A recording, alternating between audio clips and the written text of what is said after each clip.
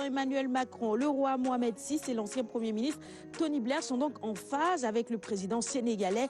Le FMI qui offre 266 milliards de francs CFA au Sénégal et tout ça dans la lutte contre le coronavirus. Le coronavirus et ses dégâts collatéraux économiques. Nous poursuivons avec la une du quotidien, le quotidien sur le Covid-19 et l'annulation de la dette de l'Afrique. Vaccin en bonne voie, peut-on lire à la une du quotidien ce matin. C'est pour dire évidemment que le pape François et le président français Emmanuel Macron rejoignent le président Macky Sall et plaident ensemble pour l'annulation de la dette de l'Afrique. À la une également, le roi du Maroc pour une nation solidaire et concertée. Philomène nous en parlait tout à l'heure. Il est également en phase avec le président de la République. Ils se sont d'ailleurs entretenus hier. Allez, 24 heures info maintenant avec à la une la dette des pays pauvres et l'impact du Covid-19 toujours sur leur budget. Pandémie d'annulation, c'est le titre que 24 heures propose ce matin. Et pour rappeler que le pape François a appelé à la solidarité internationale lors de son message, un message pour Pâques ce week-end, en réduisant, sinon carrément en annulant la dette qui pèse sur les budgets des pays les plus pauvres. Nous poursuivons cette revue des titres avec Libération qui nous ramène à ce sujet qui nous inquiète tous. Il s'agit évidemment de la transmission communautaire du coronavirus. Dakar sous tension, un nouveau cas détecté à la Gueule Tapée ce lundi. Alors comment le patient de Louga a contaminé 24 personnes?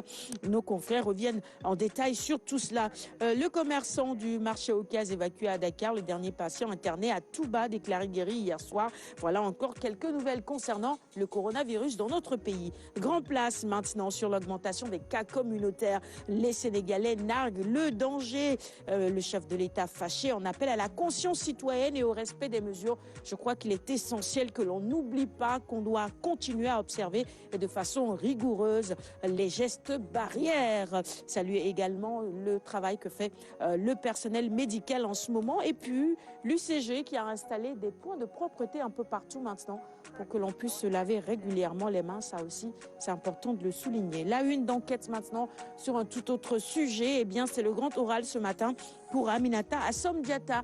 Dans les colonnes d'enquête, le ministre du Commerce revient et rassure les populations. Il n'y a pas de crainte à avoir pour le mois de Ramadan. Nous encourageons fortement le port des masques artisanaux. Sur le riz, nous avons un approvisionnement qui peut aller jusqu'à 6 voire 7 mois. Voilà donc les assurances du ministre du Commerce.